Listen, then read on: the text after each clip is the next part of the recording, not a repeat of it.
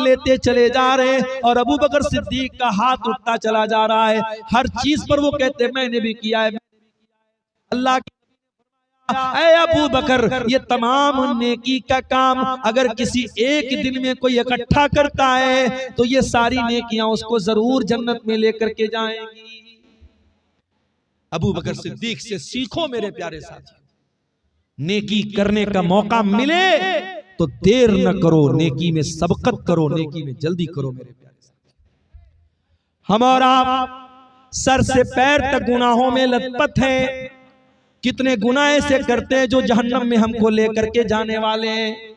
हमको अगर ये बताया गया कि सदका खैरात करने से अगर जहन्नम से बच सकते हैं तो हमें सदका खैरात करने में देर नहीं करनी चाहिए। हमको अगर बताया गया कि तौबा करने से जहन्नम से बच सकते हो तो तौबा करने में हमको देर नहीं करना चाहिए। अगर हमको बताया गया इन्नल हसनात युज़हिबन सय्यात, नेकी करो, नेकी करने से तुम्हारे पाप माफ हो जाएंगे, तुम्हारे गुनाह माफ हो जाएंगे, तो हमें नेकी करने में देर नहीं करनी चाहिए मेरे प्यारे साथी। अल्लाह कहता, अल्लाह के नबी फरमाते हैं इत्तकुन्नार, जहन्नम से बचो, वलौ बिशिक्कि तमरा, अगरचे अल्लाह की राह में खजूर का एक टुकड़ा ही दे करके बच सकते हो।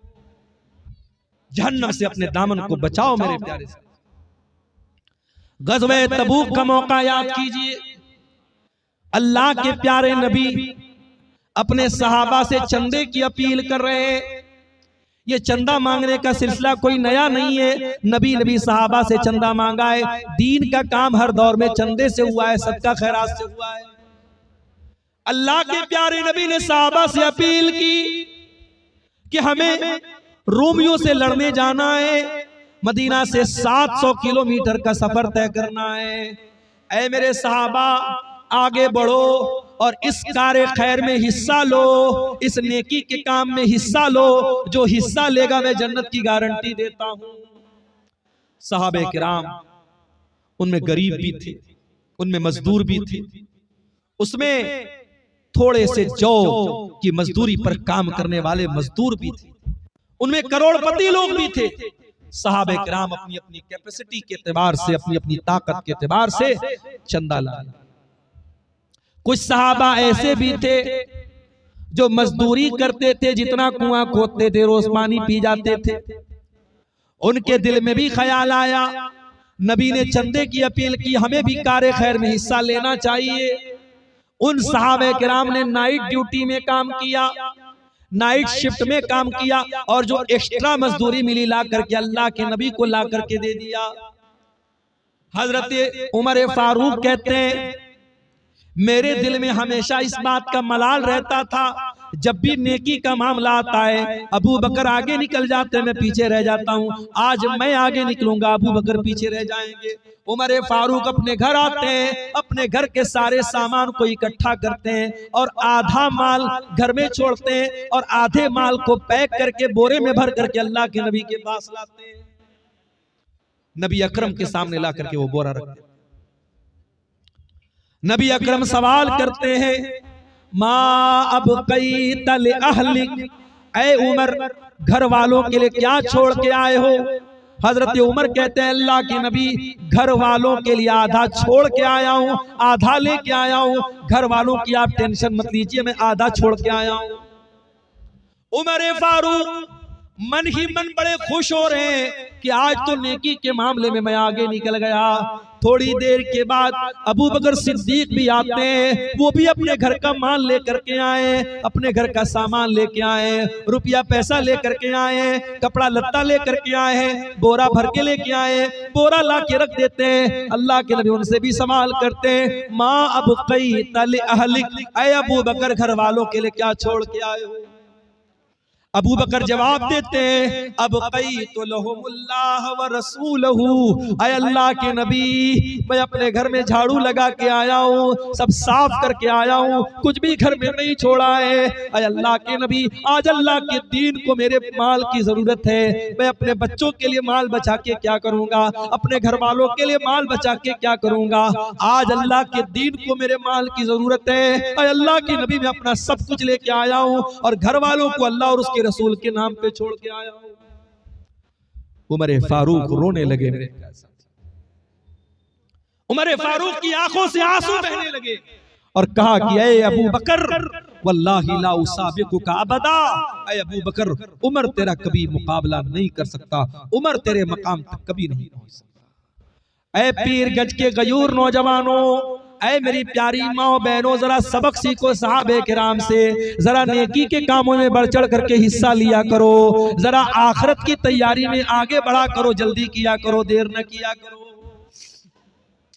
उसी गज़वे तबूक के मौके पर एक और मंजर भी हमको देखने में आता है। मेरी नजरें बराबर घड़ी की सुई की तरफ जा रही हैं, 10 बजने वाला है, मुझे निकलना भी है। मैं बड़े अदब के साथ आपसे कुरान और हदीस की रोशनी में ये अपील भी कर रहा हूँ, मस्जिद का मामला है, मैं चंदा करने वाला मौलवी नहीं हूँ, मेरे बाद मौलाना ज़ुहैर साहब भी आएंगे और उलमा भी आएंगे, वो चंदे करेंगे, वो आपसे अपने खास अंदाज में चंदा मांगेंगे। मेरे प्यारे साथियों, ये अल्लाह के घर का मामला है, इसमें देर न करना। जरा सहाबे किराम का जज्बा तो देखो मेरे प्यारे भाइयों। गज़वे तबूक का मौका था, इस्लाम की अजीबो गरीब लड़ाई है, तबूक का मौका है।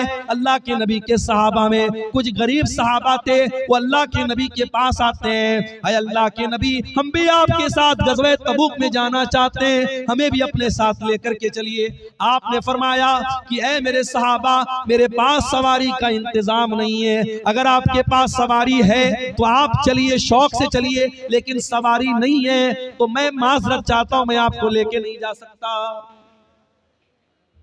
यानी इतनी गुर्बत। आज तो हमारे पास लोग मसला पूछते हैं, मौलवी साहब लोन पर गाड़ी ले सकते हैं कि नहीं ले सकते, फाइनेंस पर गाड़ी ले सकते हैं कि नहीं ले सकते। अरे कौन सी मजबूरी है तेरे साथ कि तू लोन पर गाड़ी नहीं लेगा तो मर जाए। सहाबे किराम के पास सवारी नहीं थी, जंग के मैदान में जाना है, सवारी नहीं है, नबी ने कहा मैं लेके नहीं जा सकता। सहाबे किराम भूखे मर गए, मगर सूद और ब्याज को अपने घर में आने नहीं दिया। और मुसलमान आज सूद का पैसा गटागट खा रहा है। मेरे प्यारे भाइयों, जब नबी ने अपने सहाबा को जवाब दे दिया मैं आप लोगों को लेके नहीं जा सकता, सहाबे किराम गरीब थे, उनके पास सवारी का इंतजाम नहीं था, वो पलट करके जाने लगे। जब जाने लगे तो आंखों से कुछ आंसू छलकने लगे, आंखों से कुछ आंसू बहने लगे। नबी के सामने नहीं रोए, पलट करके रोए कि नबी देख न ले कि हम रो रहे हैं, लेकिन अल्लाह ताला सातों आसमान के ऊपर उनके आंसुओं को देख भी रहा है और उनके आंसुओं को कुरान में बयान भी कर रहा है। अल्लाह कुरान के 10वें पारे के आखिर में फरमाता है वला अलल्लज़ीना अतौ वला अलल्लज़ीना इज़ा मा अतौका लितहमिलहुम क़ुल्त ला अजिदु मा अहमिलुकुम अलैहि। ऐ मेरे नबी, आपके पास मेरे कुछ सहाबा चल करके आए और आपने उनसे कहा कि मेरे पास सवारी का इंतजाम नहीं है। तवल्लौ व आयुनुहुम तफीज़ु मिनद्दमी। ऐ मेरे नबी, जब आपके वो गरीब सहाबा जब पलट करके जाने लगे, उनकी आंखों से आंसू बहने लगे, वो रोने लगे, वो कलपने लगे, वो रोने लगे, तड़पने लगे। हज़नन अल्लाह यजिदु मा युनफिकून। उनको दर्द इस बात का है, उनको मलाल इस बात का है कि काश हमारे पास भी पैसा होता, हमारे पास भी दौलत होती तो हम भी अल्लाह की राह में आज खर्च करते। जिनके पास दौलत नहीं थी वो मलाल करके रो रहे हैं। और आज मुसलमान का हाल ये है, अपने नाजायज कामों पर, अपने हराम कामों पर लाखों की दौलत उड़ा देता है। मेरे साथ जनवरी के शुरू में मेरा प्रोग्राम था गुजरात के वापी शहर में, अहले हदीस घराने की के लड़के की शादी थी और वापी से बारात गई थी मुंबई के इलाके मुंबरा में। मुझे वापी के लोगों ने बताया मौलाना साहब कम से कम 1 लाख रुपए का पटाखा बजा दिया है उस बारात में, उस लड़के वाले 1 लाख रुपए का पटाखा उस बारात में उसने बजाया है। और जब समझाया गया तो कहा कि लड़कों की खुशी थी, बच्चों की खुशी थी, जाने दो। जिस कौम की बच्चियां आज गुर्बत की वजह से उनकी शादियां न हो रही हो, उनके कदम बहक रहे हो, उनको नुसरत जहां से निशा सिंह बनाने की तैयारी हो रही हो, उनको मुर्तद किया जा रहा हो, इस कौम के टैलेंटेड बच्चे आज फीस न होने की वजह से, पैसा न होने की वजह